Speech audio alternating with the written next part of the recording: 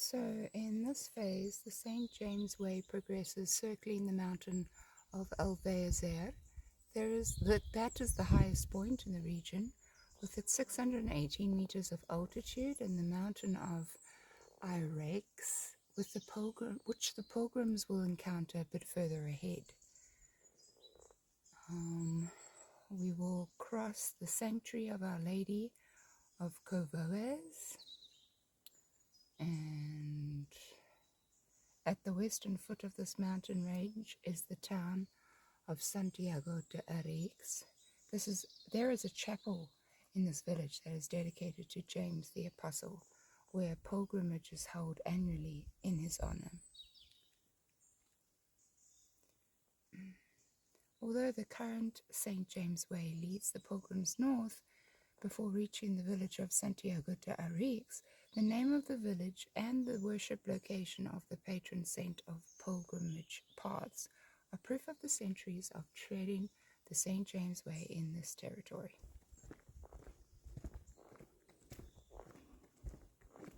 Good morning, everybody. It's another foggy morning here in Portugal. Oh my gosh, let me tell you, we're on day number 12. Yes, day number 12. And we are doing the entire leg today, from Alvaiazere all the way to Alvorge, which is about 23 k's and 2 kgs lighter in the bag. Do I feel it? Feels the same to me, but that's just me. I just know that it's 2 kgs lighter. How am I feeling? I'm feeling strong mentally, pretty strong physically. I'm ready for the day.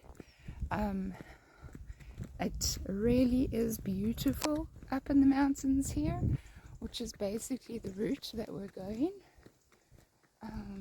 Stunning.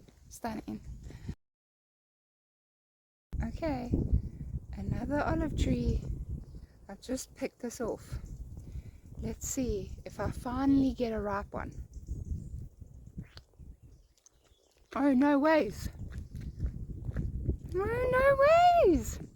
Well, it's riper than any of the others that I've tasted. Oh, no ways. That's awesome.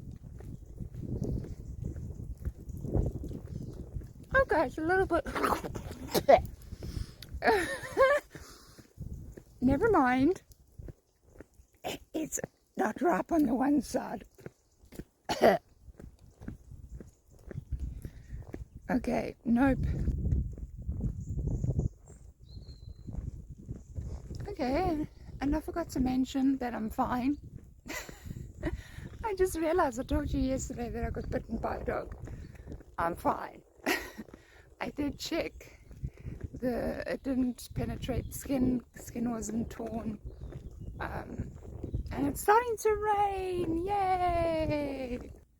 Oh my gosh, how cool was yesterday's Alburgue, Pineiros Alburgue, with the host Carlos? How cool were those Santiago Camino stamps and the way he did it with the wax? I thought that was very special. And then on top of it, he gave me one of these Templar bracelets. Check it out. Let me stop walking. Brakes. Check it out. There's the Templar sign. Pretty cool. I thought that was very sweet. Anyway, I think overall that Alburgue was very welcoming, very comfortable, very warm. It was lovely. I'm not sure if I've shared this with you. What is the purpose of the Pilgrim passport?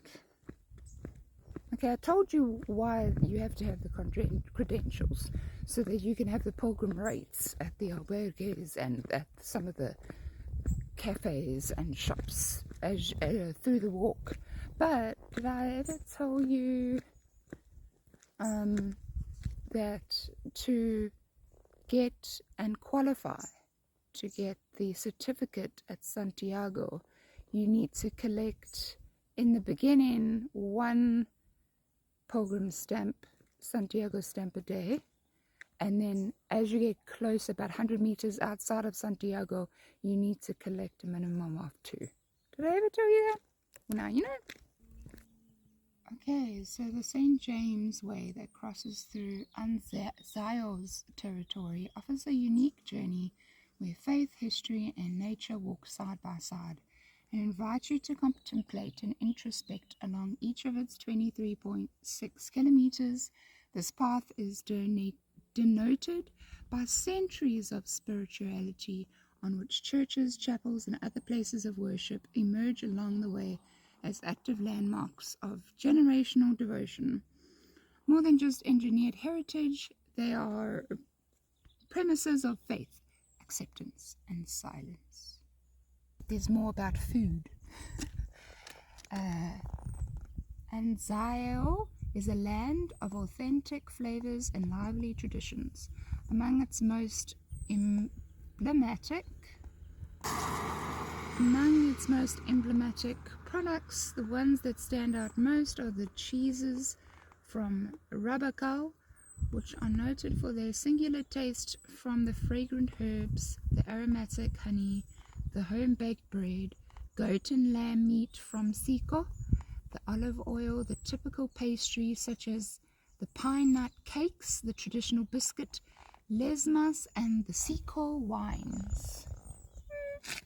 Very cool. Let's go look. Nice little place to fill up with water. I'm fine. I don't need any more water. I'm good. Let's go.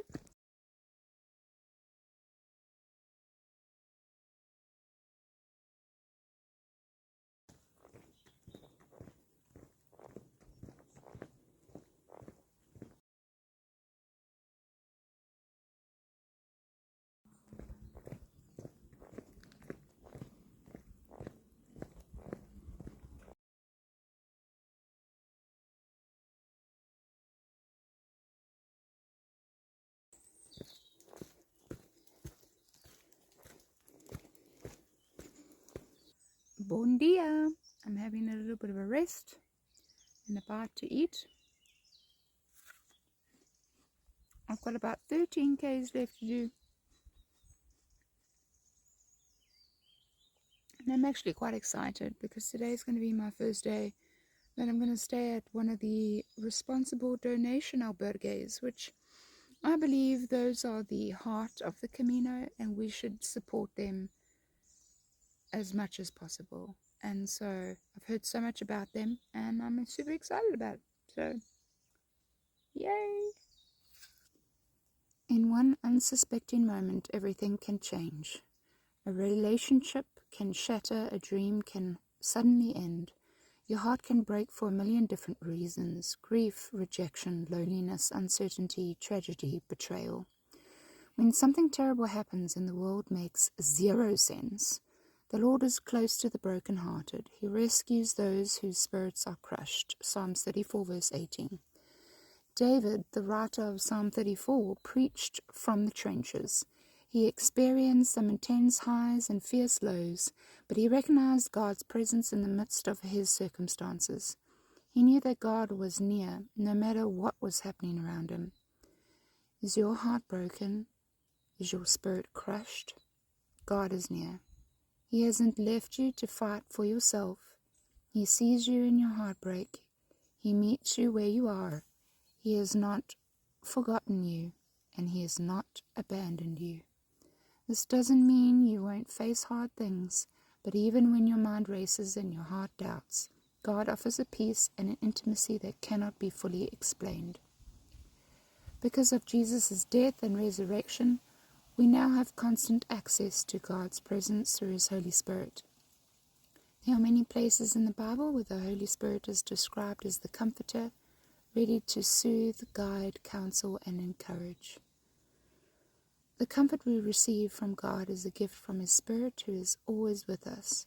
So if your heart is breaking and your spirit is crushed, know that you're in God's hands. God is closer than you think. Have a good day.